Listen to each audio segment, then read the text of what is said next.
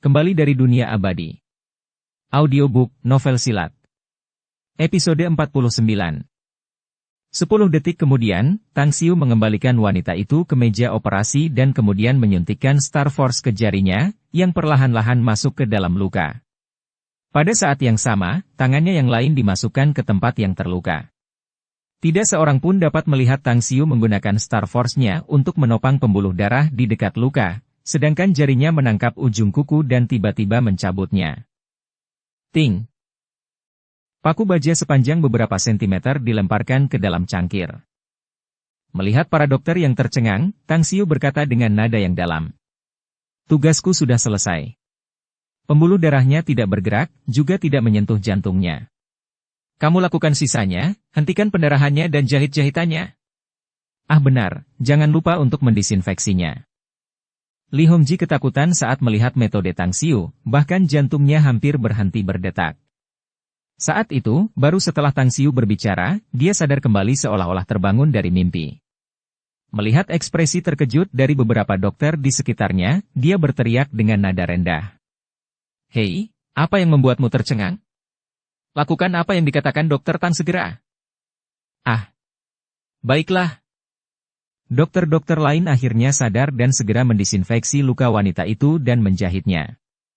Pada saat yang sama, mereka juga memasang kembali tabung oksigen dan berbagai instrumen ke tubuhnya. Data metrik dari perangkat medis menunjukkan bahwa semuanya normal. Ketika beberapa dokter dan Li Hongji melihat data tersebut, hati mereka yang tegang akhirnya lega. Dan pada saat ini, ekspresi terkejut mereka akhirnya tenang. Mereka melihat ke arah Tang Xiu, yang sedang mencuci tangannya, dan terdiam untuk waktu yang lama. Cara tadi sungguh tak terpikirkan. Kalau mereka jadi mereka tidak akan pernah berani melakukan hal itu walaupun mereka diberi 100 poin keberanian. Li Hongji mengikuti Tang Xiu meninggalkan ruang operasi. Sambil menatap anggota keluarga dengan ekspresi khawatir di luar, dengan wajah pucat kawan lamanya, dia menatap Tang Xiu dalam-dalam sambil berbalik dan berkata, jangan khawatir, semuanya. Dokter Tang sudah mencabut paku dari lukanya.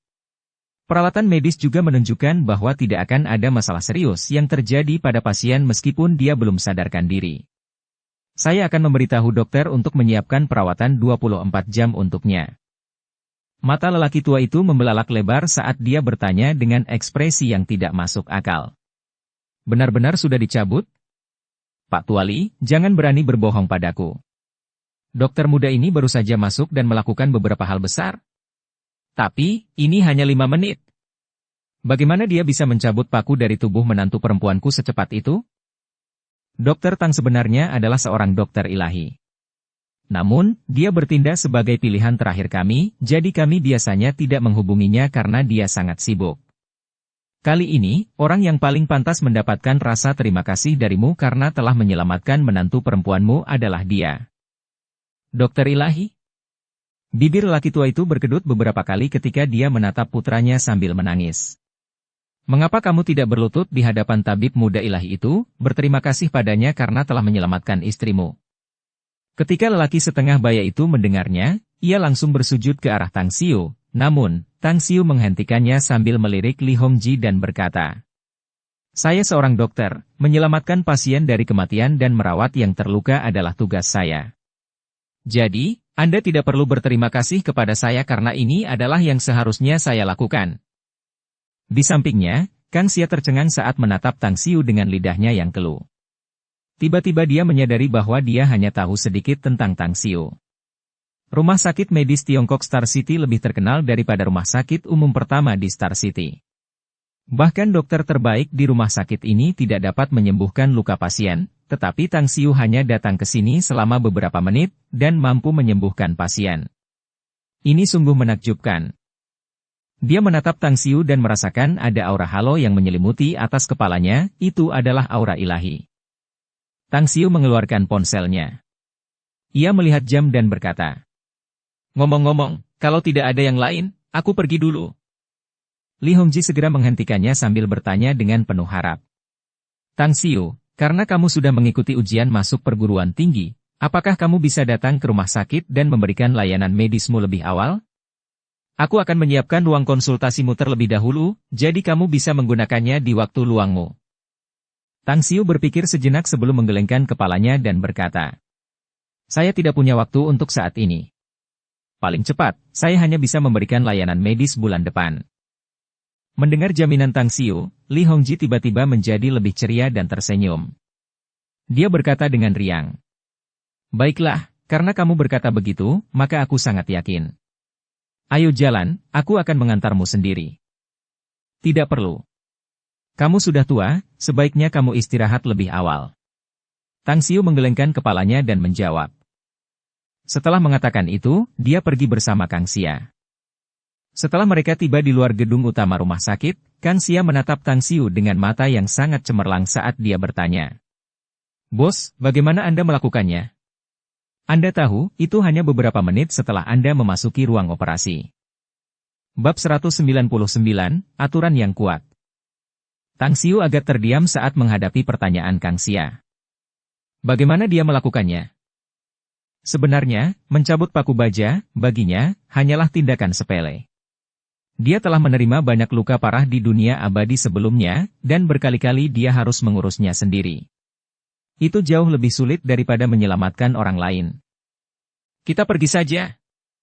Wajah Tang Xiu tampak tenang saat dia terus berjalan keluar. Kang Xia tergoda untuk mengikuti dorongan hatinya untuk bertanya lebih banyak. Namun, saat melihat ekspresi tenang Tang Xiu, dia akhirnya menahan rasa ingin tahunya yang kuat. Tang Xiu tidak dapat diprediksi dan benar-benar sedalam sumur. Sebelum mengenal Tang Xiu, dia tidak pernah membayangkan akan bertemu seseorang seperti dia dalam hidupnya. Dia lebih muda darinya, tetapi dia membuatnya kagum. Dia bahkan merasa bahwa dia adalah seseorang yang harus dia hormati. Setelah kembali ke mobil, Kang Xia menyalakan mobil dan berkata, "Bos, saya akan mengantarmu ke kota gerbang selatan terlebih dahulu, lalu saya akan pulang setelahnya." Tang Xiu mengangguk dan berkata, "Setelah kau kembali, tetaplah waspada, dan jika tidak ada hal penting, kita sebaiknya tidak bertemu untuk sementara waktu. Aku tahu bahwa keluarga Zhang akan mengirim beberapa orang untuk mengawasimu dan mengamati setiap tindakan dan gerakanmu. Jika karena pertemuan kita itu menyebabkan kecurigaan Sang Dekin, maka semuanya akan sia-sia." "Aku tahu." Kang Xia mengangguk dan menjawab. Waktu berlalu begitu cepat dan cepat.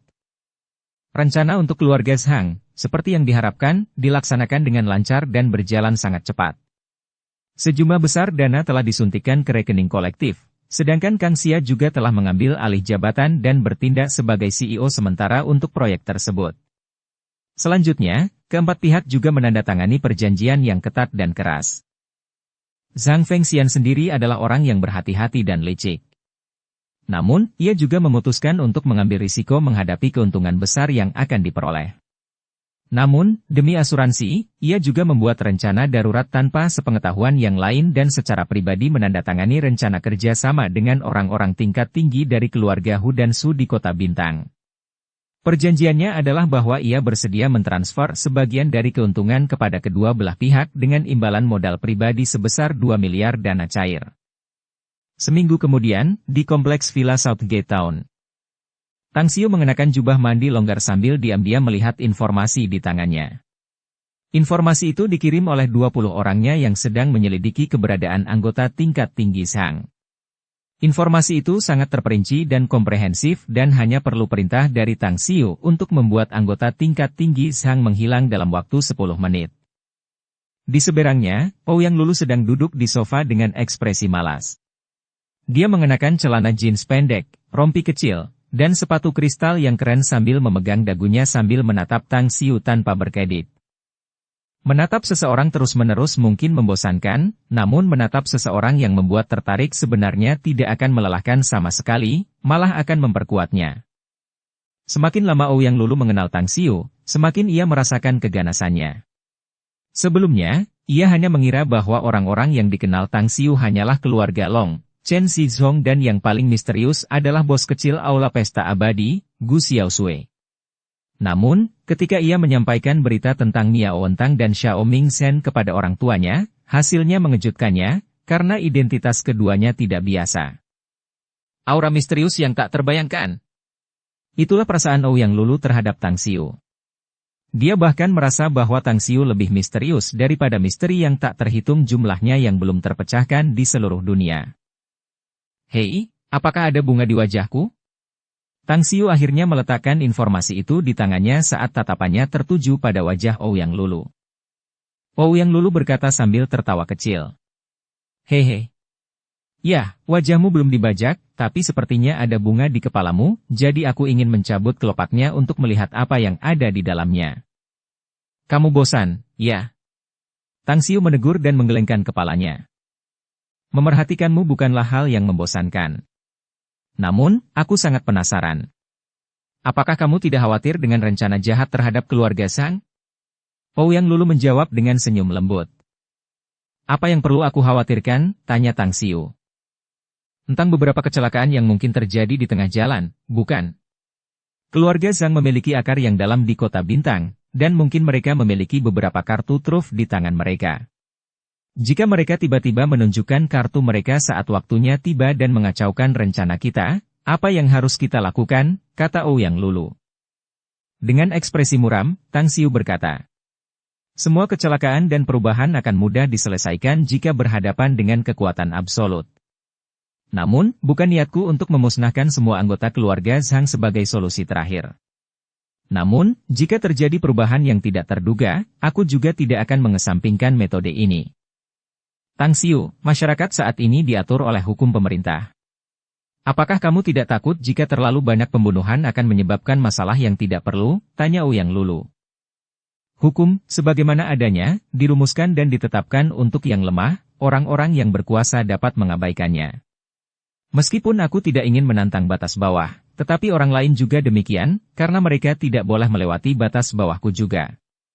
Jika dia ingin membunuhku, maka aku akan membunuhnya terlebih dahulu. Bahkan jika aku harus memotong semua akarnya untuk membasmi masalah, aku tidak akan meninggalkan apapun untuk menghindari penyebab bencana di kemudian hari. Tang Xiu berbicara dengan ekspresi acuh tak acuh. Ouyang Lulu bertepuk tangan dan berkata, benar, ini adalah kebenaran. Sebelumnya, keluarga Ouyang saya memiliki keluarga musuh di Pulau Jingmen.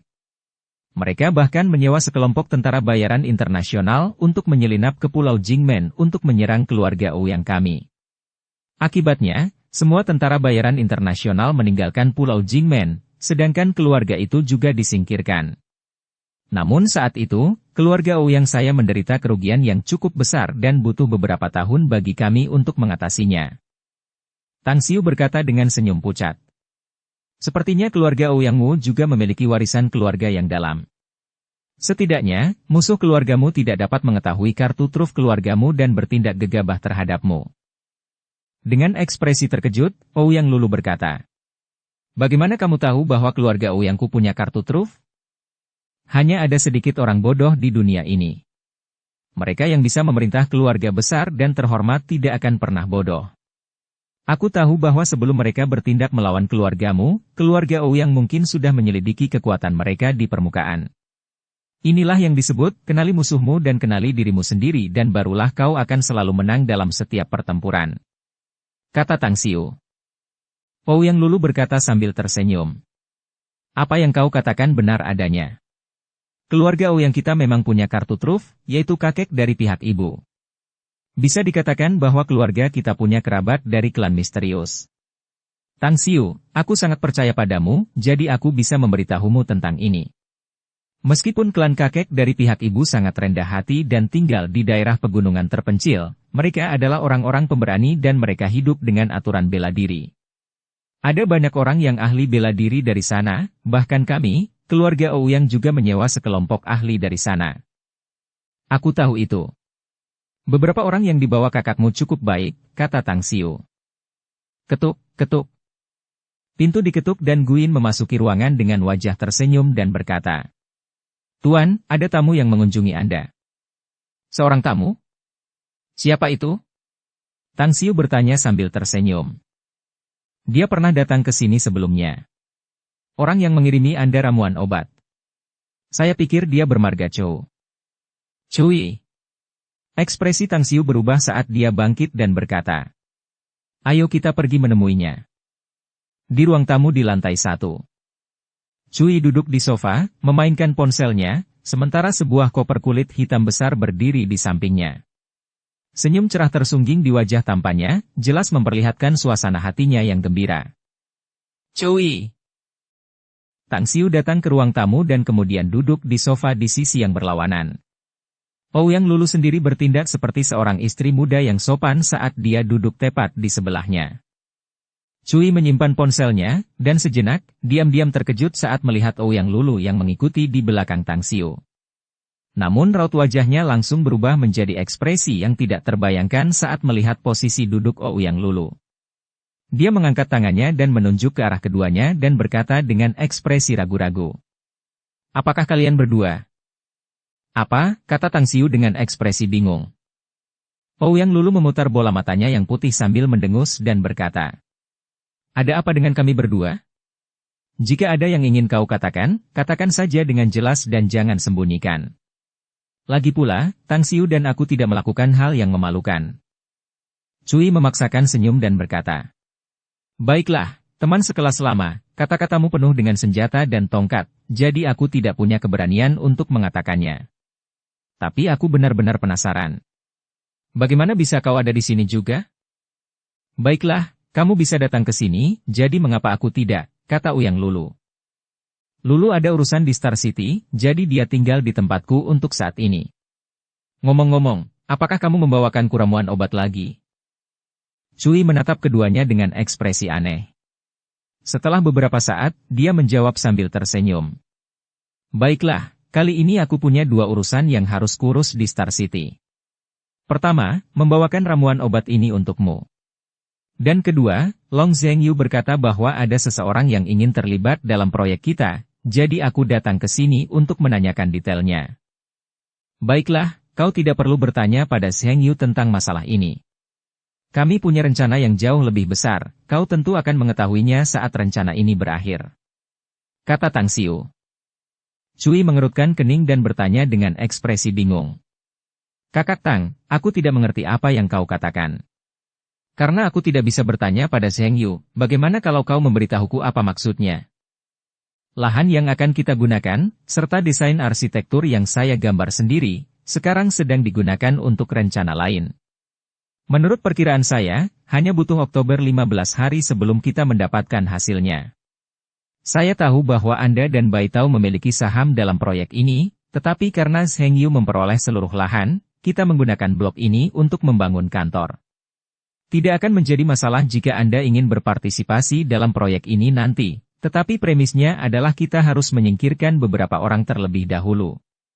Kata Tang Xiu. Kamu punya musuh? Kenapa kamu tidak meneleponku? Kata Cui dengan ekspresi terkejut. Tang Xiu berkata sambil tersenyum. Ya, awalnya kami ingin melibatkanmu dan Bai Tao. Namun karena kupikir kalian berdua juga punya musuh di ibu kota, aku tidak jadi meneleponmu. Rencananya sendiri sangat ketat, dan kaulah orang pertama yang tahu tentang ini meskipun kau tidak terlibat dalam rencana ini. Jadi kuharap kau bisa merahasiakannya. Cui menyipitkan matanya dan bertanya perlahan. Apakah tidak ada yang bisa saya bantu? Misalnya, uang. Baiklah, untuk sementara ini kami tidak membutuhkannya, tapi aku pasti akan meneleponmu jika nanti dibutuhkan, kata Tang Xiu sambil tersenyum. Aku akan membicarakan masalah ini dengan Bai Tao. Tentu saja, ini hanya antara kita berdua dan kita tidak akan memberitahu keluarga kita. Jika kamu butuh uang nanti, hubungi kami. Meskipun sebagian besar uang kita telah diinvestasikan di gedung yang akan kita bangun, tetapi kita masih bisa mengumpulkan uang melalui cara pribadi. Cui mengangguk dan berkata. Tang Xiu sempat teralihkan perhatiannya, lalu tiba-tiba bertanya. Maksudku, jika keluarga Chu dan keluarga Baimu tidak menimbulkan kecurigaan dari musuh, berapa banyak dana yang bisa kau kumpulkan? Cui merenung sejenak sebelum berkata. 4 miliar, ini batasnya. Aku rasa keluarga Bai juga sama. Bab 200, bermain dengan gambit besar. Plak. Tang Xiu menepuk telapak tangannya dan berkata sambil tersenyum. Baiklah. Itu akan mengalahkan mereka dalam permainan mereka sendiri. Jadi sebaiknya kita membuat permainannya lebih besar. Bagaimanapun, kembalilah ke Beijing dan cari orang tua kalian. Jika mereka ingin bermain dalam permainan yang jauh lebih besar, kirim seseorang yang berwenang untuk berbicara dengan Star City dan datang ke Southgate Town. Dengan wajah datar dan kosong, Cui menatap Tang Xiu yang penuh semangat. Kemudian dia bertanya, "Saudara Tang, bisakah kau ceritakan rencananya terlebih dahulu? Ini sama sekali bukan masalah kecil. Dan aku khawatir akan sangat sulit bagi Bai Tao dan aku untuk meyakinkan para tetua keluarga kami untuk datang ke sini tanpa alasan yang jelas." Tang Xiu berpikir sejenak. Akhirnya, dia berbicara tentang dendam antara dirinya dan keluarga Sang serta persiapan untuk memusnahkan keluarga Sang dengan bergabung dengan 4 kekuatan. Setelah menceritakan semuanya, dia akhirnya berkata dengan nada yang merendahkan. "Jika kalian berdua dapat menghasilkan 8 miliar secara rahasia, akan sangat mudah untuk menyerang keluarga Sang nanti. Setelah kita menyingkirkan keluarga Sang, kita dapat sepenuhnya mulai mengembangkan dan membangun sesuai dengan desain bangunan arsitektur saya. Dan saya yakin Anda juga tahu keuntungan yang akan didapat setelah proyek ini berhasil. Apakah kamu benar-benar ingin memainkannya secara besar-besaran?" Cui terkejut saat dia bertanya dengan mata terbelalak. "Karena aku harus ikut bermain, maka aku akan bermain besar.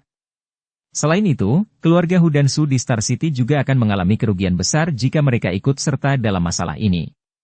Dan kupikir semua desain arsitektur yang telah kugambar akan selesai sepenuhnya dalam waktu 3 tahun.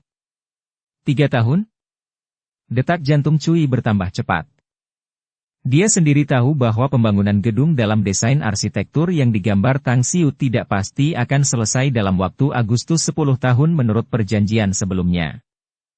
Kilatan melintas di mata Cui, dan ekspresinya berubah sangat serius. Dia segera bangkit dan berkata, "Saya akan kembali ke ibu kota sekarang, dan saya akan menelepon Anda untuk menjawabnya paling lambat malam berikutnya. Saya juga akan menelepon Bai Tao untuk membicarakan hal ini.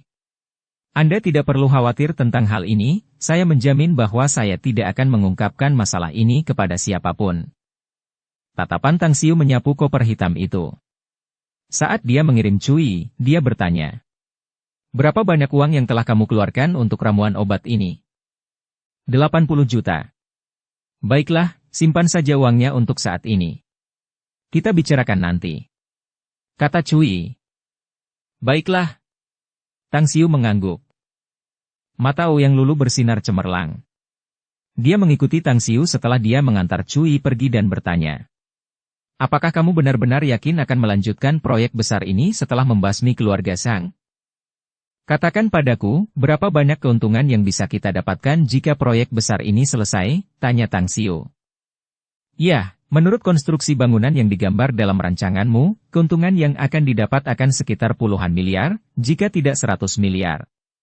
Hanya dari distrik bisnis dan area perumahan, keuntungannya akan sangat besar. Aku berani mengatakan bahwa, begitu rencana konstruksi diiklankan, mungkin ketika kita mulai menjual rumah-rumah, harganya akan naik drastis. Dan menurut perkiraanku, itu tidak akan kurang dari area paling makmur di Star City." Tiba-tiba, mata Ouyang Lulu berbinar saat dia langsung melanjutkan dengan penuh semangat.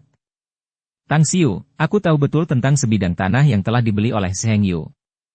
Jika kita benar-benar ingin melakukannya, mengapa kita tidak membeli semua tanah di sekitarnya? Bahkan jika kita tidak melakukan apapun terhadap tanah itu, harganya pasti akan naik di masa mendatang dan itu akan memberi kita banyak keuntungan." Tang Xiu merentangkan tangannya dan berkata dengan gaya bujangan, "Aku tidak punya uang." Mata Ouyang Lulu berbinar saat dia menjawab, "Tidak masalah jika kamu tidak punya uang sekarang karena keluarga Ouyangku bisa meminjamkanmu uang terlebih dahulu. Ketika kamu sudah menyelesaikan keluarga Shang, mungkin keempat pasukan kita bisa mendapatkan banyak pemasukan, dan kamu bisa membayar kami kembali saat itu. Bahkan jika aku mendapatkan beberapa keuntungan dari runtuhnya keluarga Shang, uang itu juga akan diinvestasikan untuk pengembangan proyek besar ini. Aku khawatir aku juga tidak bisa menariknya keluar," kata Tang Xiu. Ouyang Lulu menatap kosong sejenak sebelum langsung terdiam. Tang Xiu sendiri berpikir sejenak. Ide yang diajukan oleh Ouyang Lulu sendiri cukup bagus. Secara khusus, ide meminjam ayam untuk bertelur sangat cocok dengan gayanya. Namun, jika dia melakukan itu juga berarti dia akan lebih berhutang budi kepada keluarga Ouyang. Setelah dia memikirkannya lebih dalam, barulah dia berkata perlahan. Kalau begitu, bagaimana kalau kita lakukan ini? Keluarga Ouyangmu hubungi pemerintah setempat terlebih dahulu. Setelah kamu memilih sebidang tanah, barulah kamu hitung berapa banyak uang yang dibutuhkan serta jumlah yang dapat kamu hasilkan.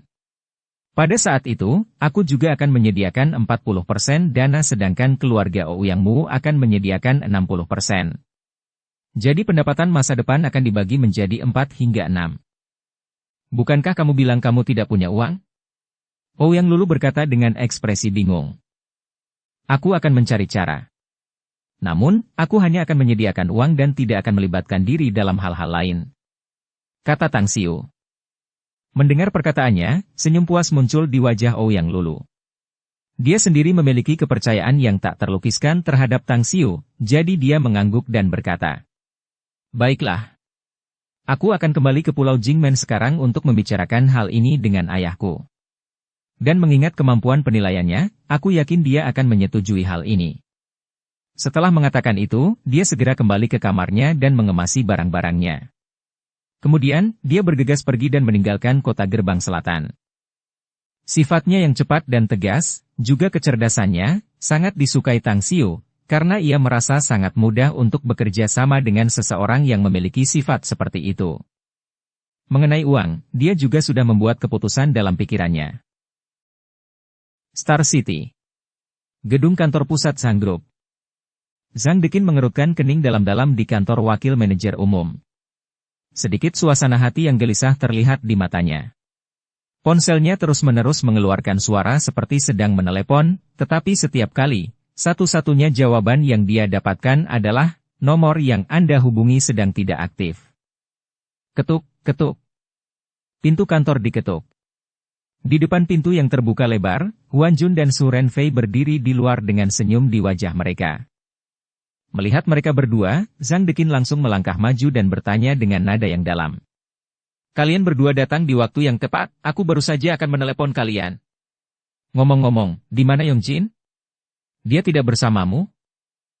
Huan Jun terkejut dan berkata. Kakak Deqin, kami juga mencari Yongjin. Sudah lebih dari seminggu dan kami belum melihatnya sama sekali, kami juga tidak menerima telepon darinya. Kami sudah mencoba meneleponnya berkali-kali, tetapi telepon kami tidak tersambung. Ngomong-ngomong, kau juga tidak dapat menemukannya. Wajah Zhang Deqin berubah muram seperti air. Kegelisahan di dalam hatinya semakin bertambah. Dia membawa saudara laki-lakinya, Zhang Yongjin ke Jiangsu Utara untuk membiarkannya tinggal bersama sahabat karibnya. Hari pertama dia tiba di sana, dia baik-baik saja, berperilaku baik dan patuh mengikuti sahabat karibnya, makan enak dan berperilaku baik. Namun, sejak 2 hari yang lalu, dia tidak hanya kehilangan kontak dengannya, dia bahkan tidak bisa menelepon sahabat karibnya. Dia bahkan telah mengirim seseorang ke Jiangsu Utara, tetapi tetap tidak ada hasil maupun pesan yang dikirim kepadanya. Benar-benar tidak ada seorang pun di rumah saudara perempuannya. Su Renfei berkata, Kakak Deqin, terakhir kali Yongjin menghubungiku, dia berkata bahwa dia akan tinggal di Subei untuk beberapa waktu, dan bersumpah bahwa dia akan kembali paling lama seminggu kemudian. Apakah dia masih di Subei sekarang? Zhang Deqin menggelengkan kepalanya dan menjawab. Dia memang pergi ke Jiangsu Utara, tetapi sekarang aku kehilangan kontak dengannya. Aku mengirimnya untuk tinggal bersama saudariku di sana, tetapi sekarang, aku bahkan tidak bisa menghubunginya. Aku curiga ada seseorang yang menyelidiki keberadaannya dan menculik dia dan saudariku. Huan Jun dan Su Renfei saling berpandangan dengan cemas. Bajingan mana yang melakukan ini? Huan Jun bertanya dengan cepat. Saya menduga itu adalah perbuatan orang-orang Tang Xiu. Karena dialah satu-satunya yang memiliki kebencian terhadap kita. Kata Zhang Deqin dingin. Tang Xiu? Beraninya dia melakukan ini? Dia hanya memiliki seni bela diri yang remeh dan mengandalkan keluarga Long. Zhang Deqin tidak mengucapkan sepatah kata pun. Dia telah mengirim orang untuk melakukan pengawasan di sekitar kota Gerbang Selatan. Mereka menemukan bahwa selama lebih dari seminggu, Tang Xiu tidak meninggalkan kota Gerbang Selatan. Dia telah memastikan bahwa 3 orang yang terbunuh di luar kota Gerbang Selatan memang pembunuh yang datang dari luar negeri. Dia bahkan menduga bahwa orang yang membunuh ketiga pembunuh itu adalah Tang Xiu sendiri. Dia telah mencoba menghubungi perantara itu, tetapi tidak berhasil. Dia menduga bahwa pihak lain mengalami kecelakaan.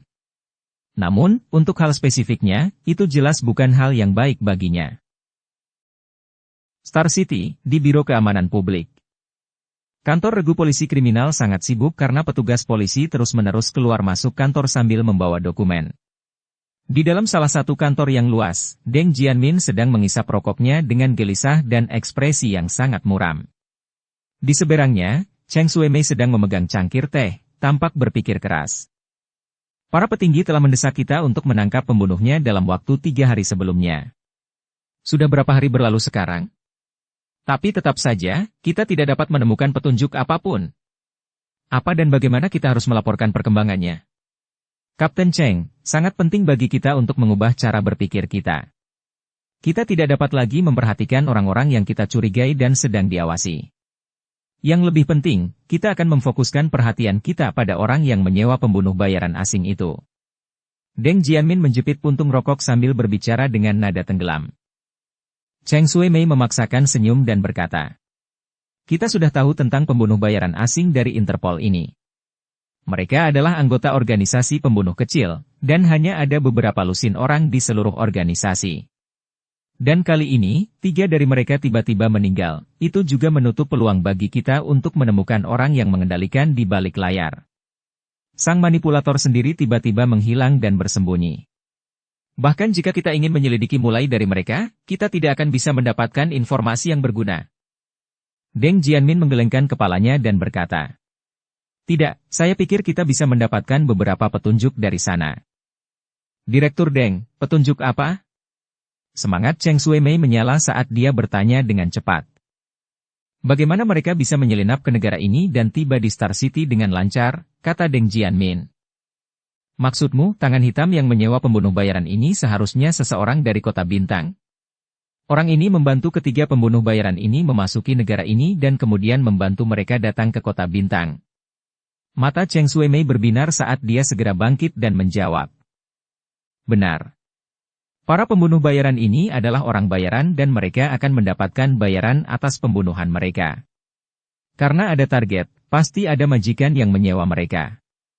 Kita tidak dapat menemukan orang yang membunuh para pembunuh bayaran ini dan kita juga tidak dapat menemukan petunjuk berharga darinya. Jadi, sebaiknya kita ubah cara berpikir kita dan fokuskan perhatian kita pada majikannya.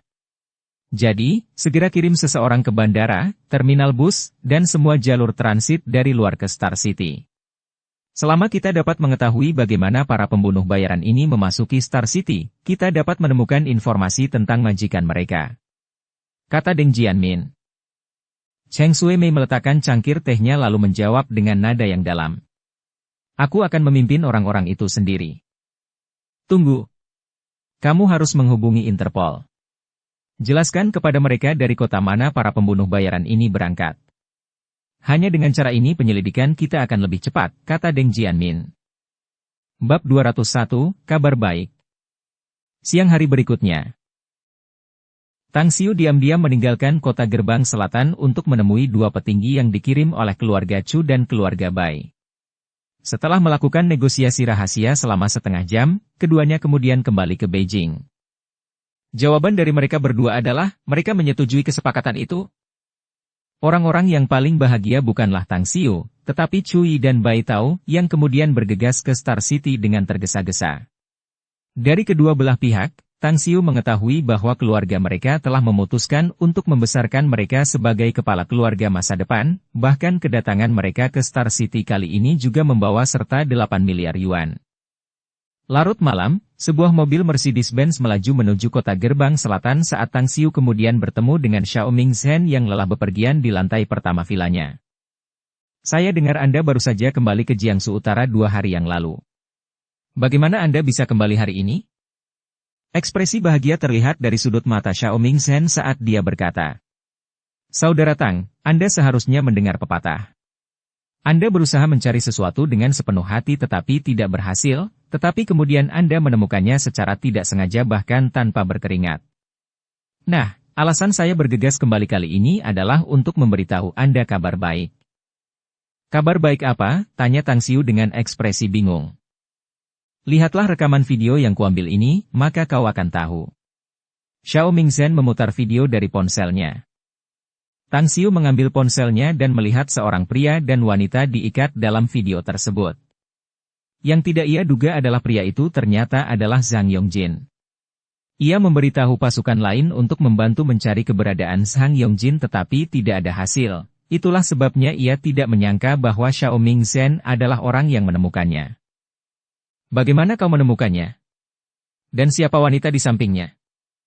Xiao Mingzhen menerima teleponnya kembali dengan suasana hati yang ceria saat ia kemudian berkata dengan gembira. Ya, 4 hari yang lalu seorang pemimpin tim kecil untuk orang-orangku sedang mendirikan dan mengatur tempat perjudian yang dapat memberikan hadiah kemenangan yang besar. Wanita itu bernama Sun Hong dan dia adalah seorang pecandu judi terkenal dari kota Peng, Jiangsu Utara. Di tempat perjudian itu dia memenangkan 2 juta yuan sementara Zhang Yongjin yang bersamanya kehilangan lebih dari 10 juta. Setelah itu, mereka berdua meminjam 6 juta pinjaman berbunga tinggi dari kasino. Setelah pertaruhan berikutnya di atas meja, Sun Hong ditemukan curang dalam perjudian, sehingga pemimpin tim kecil di bawahku mengikat mereka berdua.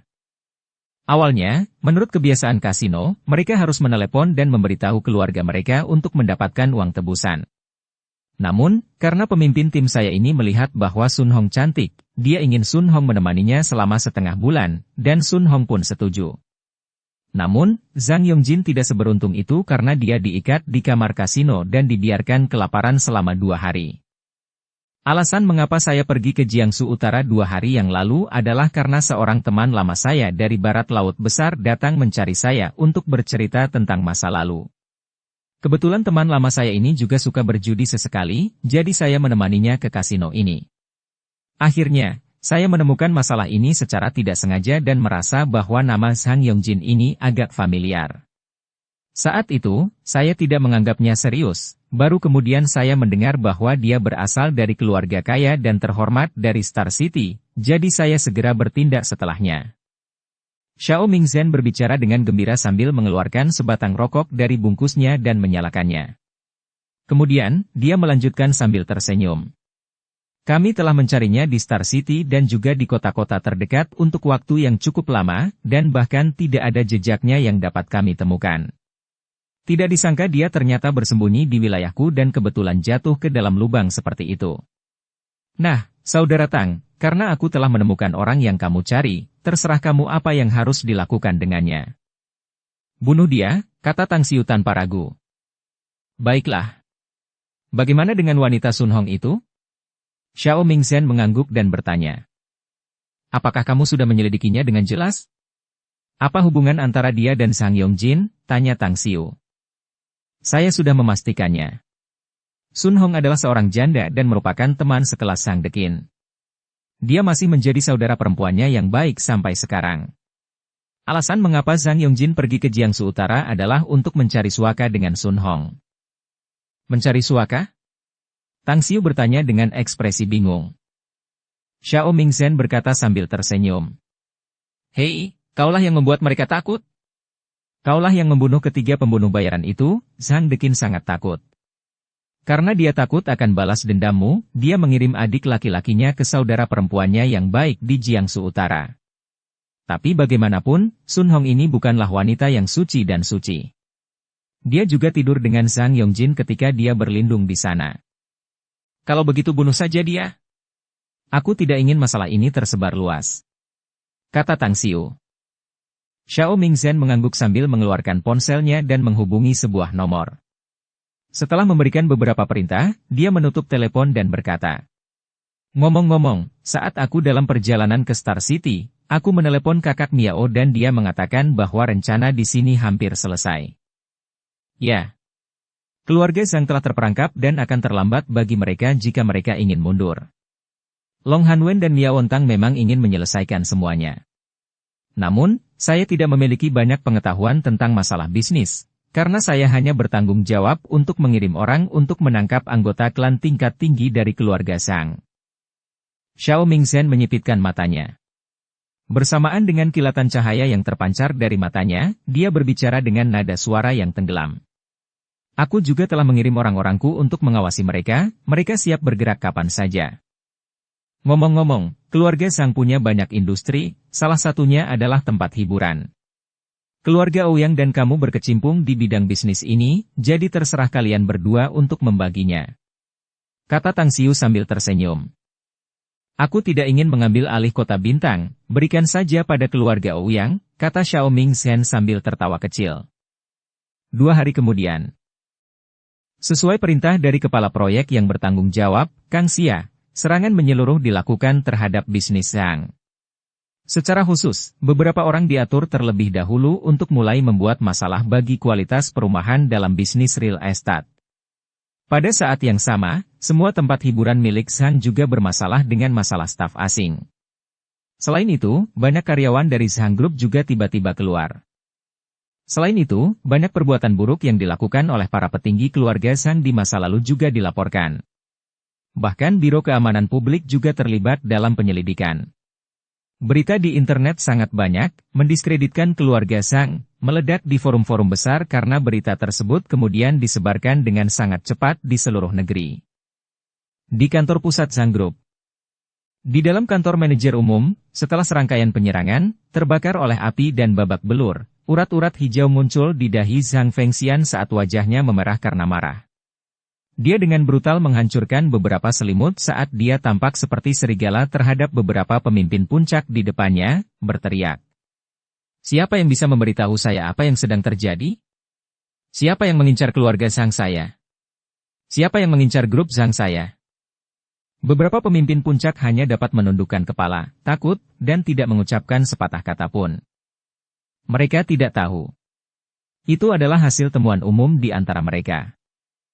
Situasi berkembang dan berubah terlalu cepat. Seolah-olah semuanya telah dipersiapkan sebelumnya. Bisnis real estate Zhang Group, beberapa kantor cabang, serta bisnis lain yang sedang berjalan, semuanya diblokir pada hari yang sama. Mitra bisnis utama menghubungi dan memberitahu mereka bahwa mereka memutuskan semua kerja sama mereka di masa mendatang. Berita itu seperti butiran salju yang jatuh, membuat mereka tidak siap. Ketuk, ketuk. Saat itu, pintu kantor diketuk saat Zhang Deqin melangkah masuk. Melihat ayahnya yang marah, Zhang Fengxian, raut wajahnya berubah pucat saat dia dengan cepat berkata. Ayah, Ban baru saja menelepon. Mereka ingin kita membayar kembali pinjaman yang telah jatuh tempo. Sebelumnya, Presiden Liu telah menyetujui pembayaran yang tertunda, tetapi sekarang.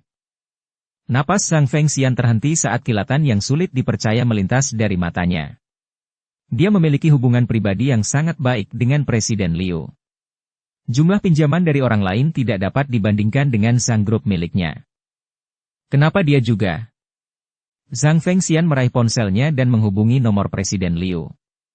Setelah beberapa lama, panggilannya tersambung dan terdengar suara rendah dan dalam. Halo, Liu Changjian berbicara. Mendengar nada bicaranya, firasat buruk di hati Zhang Fengxian semakin kuat. Dia menarik napas dalam-dalam dan berusaha keras untuk tenang sambil menjawab. Saudara Liu, apa yang terjadi? Saya baru saja mendengar dari putri saya, Deqin, bahwa pinjaman kita harus dilunasi secepat mungkin. Bukankah kita, saudara-saudara, pernah membuat kesepakatan sebelumnya? Bahwa kita punya waktu 6 bulan untuk mengembalikan pinjaman beserta semua bunganya? Saudara Zhang, sejujurnya, ini adalah perintah dari atas, jadi tanganku juga terikat. Oleh karena itu, keluarga Zhangmu harus membayar kembali uang itu secepatnya. Kalau tidak, aku akan benar-benar dalam situasi yang sulit. Sebuah suara dengan nada kering dan masam keluar dari telepon. Saudara Liu, saya yakin Anda juga mendengar bahwa saya baru saja berinvestasi dalam sebuah proyek besar baru-baru ini, jadi sejumlah besar dana saya telah disuntikkan ke dalamnya. Dapatkah Anda membantu saya menemukan solusinya? Selama proyek berjalan di jalur yang benar, saya akan segera mengembalikan pinjaman ban. Selain itu, saya juga akan menggandakan apa yang saya janjikan kepada Anda sebelumnya, kata Zhang Fengxian. Saudara Zhang, bukannya saya tidak menginginkannya. Tapi saya benar-benar tidak bisa berbuat apa-apa. Oh, benar. Saya harus mengurus masalah lain, jadi mari kita akhiri obrolan kita di sini. Saya harap Anda bisa mengembalikan uang itu sebelum akhir bulan ini. Mendengar suara panggilan berakhir tanpa suara, ekspresi khawatir dan takut terlihat pada ekspresi Zhang Fengxian. Dia tahu bahwa ada masalah di bank. Bahkan jika dia memberi lebih banyak keuntungan kepada Presiden Liu, pinjaman itu mungkin tidak akan pernah bisa ditunda lebih lama lagi. Namun, dia tidak takut, karena dia masih punya hampir 5 miliar yang belum digunakan. Apalagi dia masih punya 4 miliar lagi dari keluarga Hu dan Su. Saat ini, apa yang benar-benar ingin dia ketahui adalah mencari tahu kekuatan apa saja yang menentang keluarga Zhang. Mungkinkah itu keluarga Long? Zhang Fengxian mengerutkan kening. Tepat saat dia hendak menelepon Long Hanwen, ponselnya tiba-tiba berdering. Kang Xia. Hati Zhang Fengxian tergerak saat ia segera menekan tombol jawab dan berbicara dengan nada yang dalam. Zhang Fengxian di sini. Ketua Kang, ada sesuatu? Kekosongan Kang Xia yang dingin dan terpisah keluar dari telepon. Bos Zhang, Direktur Departemen Properti di proyek kita adalah saudara laki-laki kedua Anda, Zhang Fengming, bukan? Firasat buruk kembali muncul di hati Zhang Fengxian saat ia bertanya dengan cepat. Ya, Zhang Fengming memang adik keduaku. Mengapa kepala Kang tiba-tiba menanyakan hal ini? Kemarin, beberapa staf kunci Departemen Keuangan yang merupakan rekan Zhang Fengming, totalnya 5 orang, telah mentransfer semua uang di rekening kolektif kita ke rekening Bank Swiss. Semuanya kini telah menghilang tanpa jejak. Saya menduga mereka telah melarikan diri. Saya juga telah melaporkan hal ini ke polisi. Namun, saya bertanya-tanya, apakah keluarga Zhang Anda ingin menyimpan 1-2 miliar yuan itu untuk diri Anda sendiri? Kang Xia berkata dengan dingin. Apa? Tubuh Zhang Fengxian bergetar, bahkan matanya hampir keluar. Ketakutan menyerbu hatinya. Zhang Fengming? Mengapa dia berani melakukan itu? Tubuh Zhang Fengxian membungkuk saat ia duduk di kursi bos, lumpuh. Tiba-tiba, ia cepat-cepat meraih telepon dan menghubungi nomor pribadi Zhang Fengming. Namun, ia hanya mendengar pemberitahuan bahwa teleponnya telah dimatikan. Bab 202, akhir. Melihat ekspresi ketakutan di wajah Zhang Fengxian, Zhang Deqin buru-buru datang ke sisinya dan bertanya. Ayah, apa yang terjadi? Zhang Fengxian berusaha keras untuk mendongak. Saat dia melihat ekspresi gugup Zhang Deqin, bibirnya bergerak beberapa kali sambil berkata dengan nada getir. Kang Xia baru saja meneleponku. Dia mengatakan bahwa paman keduamu telah melarikan dana sebesar 1-2 miliar dari rekening kolektif. Semua uang itu telah ditransfer ke rekening Bank Swiss. Dan sekarang, dia dan beberapa staf Departemen Keuangan melarikan diri. Kang Xia menuduhku sebagai orang yang memberi perintah di balik kedok ini dan melaporkan hal ini ke polisi. Apa? Zhang Deqin begitu ketakutan hingga kakinya mati rasa dan hampir terjatuh ke lantai. Langit runtuh. Dia sangat sadar bahwa jika paman kedua benar-benar melakukan itu artinya keluarga Zhang mereka sudah tamat. Baik keluarga Long maupun keluarga Ouyang, mereka pasti tidak akan pernah membiarkan keluarga Zhang pergi. Tidak. Itu tidak benar. Meskipun hatinya dipenuhi rasa takut, dia tidak takut setengah mati karenanya. Matanya menatap tajam ke arah Zhang Fengxian dan berbicara dengan nada suara yang tenggelam. Ayah, aku yakin tidak mungkin paman kedua akan melakukan ini. Semuanya sudah direncanakan dan pasti ada konspirasi. Aku menduga bahwa orang-orang yang bersekongkol melawan kita, bukan hanya keluarga Long, tetapi juga keluarga Ouyang. Aku bahkan berani mengatakan bahwa Kang Xia sendiri juga terlibat dalam konspirasi ini. Jadi, uang itu pasti telah ditransfer oleh mereka. Dan paman kedua, mungkin dia mengalami kecelakaan yang tidak terduga. Mendengar ini, wajah Zhang Fengxian tiba-tiba berubah drastis. Ia tiba-tiba bangkit dari kursinya dan langsung berteriak. Cepat hubungi Long Hanwen. Katakan padanya aku ingin menemuinya, sekarang. Ya. Sekretaris muda itu segera menjawab. Tak lama kemudian, sekretaris muda itu berkata. Bos, Long Hanwen ada di ruang makan keluarga Long. Dia bilang saat ini dia sedang menemani beberapa tamu penting jadi dia tidak punya waktu untuk menemui Anda. Jika Anda benar-benar memiliki masalah yang mendesak, dia bilang untuk pergi ke ruang makan keluarga Long. Zhang Fengxian mengepalkan tangannya erat-erat. Dalam sekejap, dia yakin bahwa semuanya diatur oleh keluarga Long dan Ouyang, Sedangkan keluarga Zhang-nya adalah satu-satunya target intrik mereka. Semua yang terjadi sekarang jelas merupakan konspirasi mereka. Siapkan mobil ke ruang makan keluarga Long. Setelah Zhang Fengxian mengetahui semuanya, hasrat membunuh untuk membunuh Long Hanwen dan Ouyang Lei membuncah di dalam hatinya, saat dia segera berteriak. Zhang Deqin segera mengikutinya dan berseru. Aku akan pergi bersamamu, ayah. Beberapa menit kemudian, 3 mobil dengan cepat melaju dari tempat parkir bawah tanah kantor pusat Zhang Group dan menuju ruang makan keluarga Long. Di dalam gedung 12 lantai di seberang kantor pusat Zhang Group, seorang pria jangkung dan kekar memegang teropong sedang mengamati pintu keluar tempat parkir bawah tanah kantor pusat Zhang Group. Setelah memastikan plat nomornya, ia segera meraih teleponnya dan menghubungi sebuah nomor. Ularnya sudah keluar dari lubang, bersiaplah untuk memulai rencana tindak lanjut. Oke. 10 menit kemudian. Hanya ada beberapa mobil di jalan, tetapi terjadi kecelakaan lalu lintas yang menghalangi jalan ketiga mobil itu. Zhang Fengxian, yang duduk di kursi tengah Mercedes-Benz, mengerutkan kening dan berkata, "Pergi ke sana dan lihat, beritahu mereka untuk memberi jalan dan membuka jalan." Dipahami. Sekretaris muda yang duduk di kursi kopilot menuruti perintahnya sambil membuka pintu dan turun.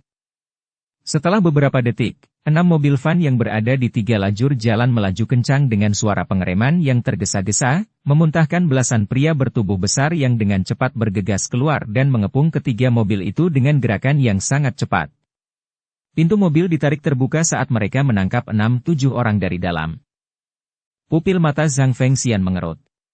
Sambil menghadapi pria jangkung dan kekar yang menarik kerah bajunya, dia meronta dan berteriak keras. "Siapa kamu?" "Aku Zhang Fengxian, bos grup Zhang. Apa kamu tahu konsekuensi menyinggung perasaanku? Lepaskan aku. Pergi. Lepaskan aku." Ledakan. Sebuah tinju menghantam dengan keras dan langsung mengenai dahinya, menyebabkan dia pingsan. Zhang Deqin juga tercengang oleh pria besar lainnya saat pria itu langsung memeluknya dan menyeretnya ke dalam mobil van.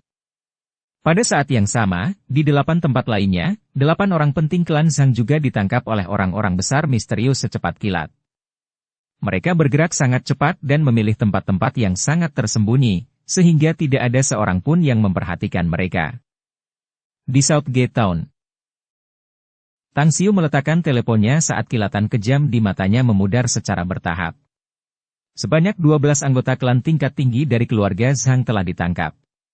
Selain itu, 9 orang lagi, staf yang bekerja di grup Zhang, juga telah ditangkap dan disembunyikan di tempat yang aman. Panggilan tadi berasal dari Long Hanwen, menanyakan kepadanya bagaimana cara menghadapi orang-orang ini. Kalau sesuai dengan gayanya sebelumnya, tentu saja dia akan membunuh semuanya. Namun, keluarga Zhang adalah keluarga yang sangat disegani di Star City, dan ada banyak orang yang memperhatikan mereka. Tidak dapat dihindari bahwa banyak kekuatan akan memperhatikan kejadian besar seperti itu. Jika berita tentang sejumlah besar mayat keluarga mereka dilaporkan dalam berita utama, insiden ini akan sangat sulit untuk diakhiri. Lebih jauh lagi, masalah ini belum juga selesai. Ketika grup Zhang telah dianeksasi, maka itu akan menjadi waktu yang tepat untuk berurusan dengan petinggi klan Zhang. Tang Xiu meninggalkan vilanya dan datang ke kantor manajemen properti.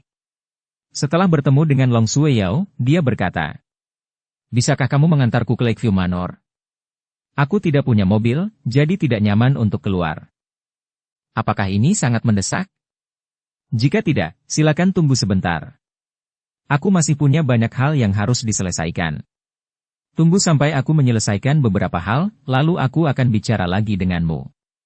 Long Sueyao berkata sambil tersenyum. Tang Xiu mengangguk.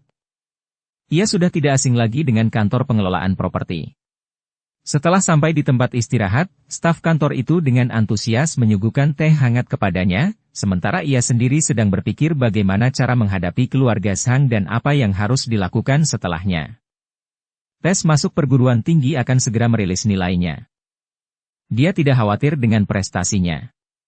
Namun sekarang, dia perlu memikirkan sekolah mana yang akan dia masuki. Universitas Blue City adalah pilihan yang bagus.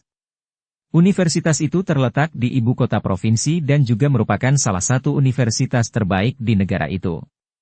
Namun, Tang Xiu juga berpikir bahwa Universitas Shanghai juga bagus. Shanghai adalah kota paling maju di negara itu dan memiliki sarana transportasi yang bagus. Akan sangat mudah baginya untuk pergi ke luar negeri karena dia tidak perlu transit dari Star City atau tempat lain ke Shanghai. Pulau yang dibelinya berada di Samudra Pasifik, dan ia belum melihatnya.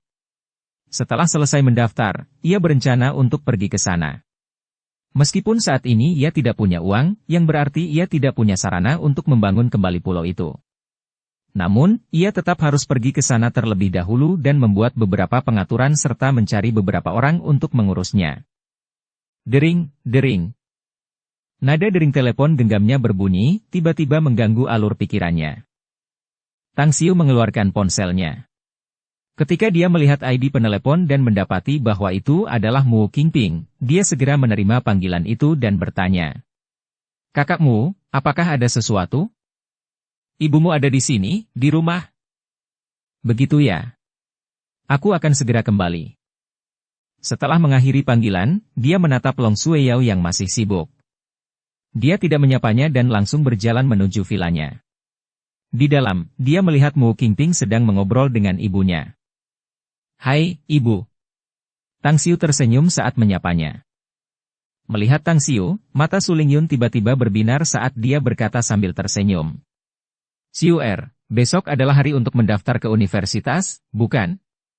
Ibu datang kali ini untuk bertanya kepadamu. Apakah kamu sudah memilih universitas?" "Belum, Bu. Aku belum memikirkannya." Tang Xiu menggelengkan kepalanya dan menjawab. Mendengar ini, Su Lingyun tiba-tiba berkata dengan cemas. "Bagaimana bisa? Formulir pendaftaran harus diisi besok. Kalau belum dipikirkan dengan matang, kamu hanya akan membuang-buang waktu. Katakan pada ibu universitas mana yang ingin kamu masuki. Sudahkah kamu memikirkan universitas yang nilai kelulusannya bisa kamu dapatkan dari hasil ujian masuk perguruan tinggi?" "Bu, aku jamin nilaiku bisa lulus ujian kelulusan universitas manapun di negeri ini. Kalau ibu benar-benar ingin tahu, aku punya dua pilihan sekarang.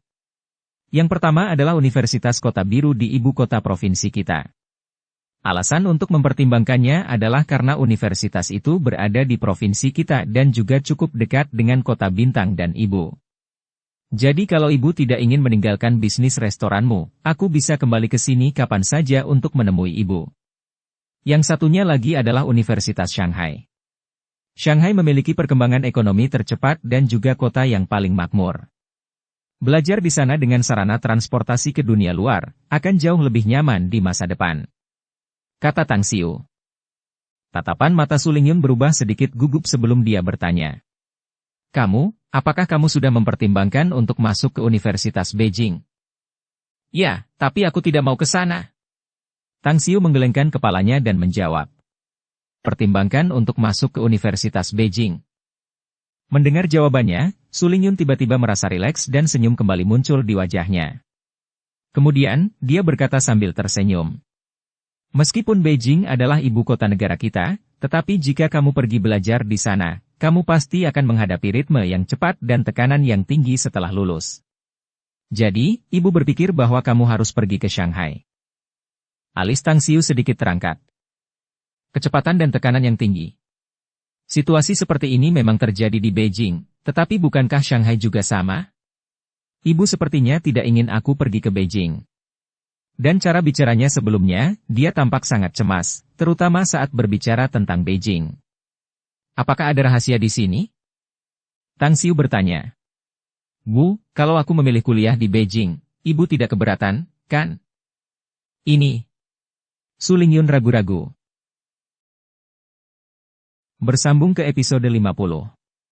Dukung kami dengan subscribe, follow, like, komen dan share. Terima kasih.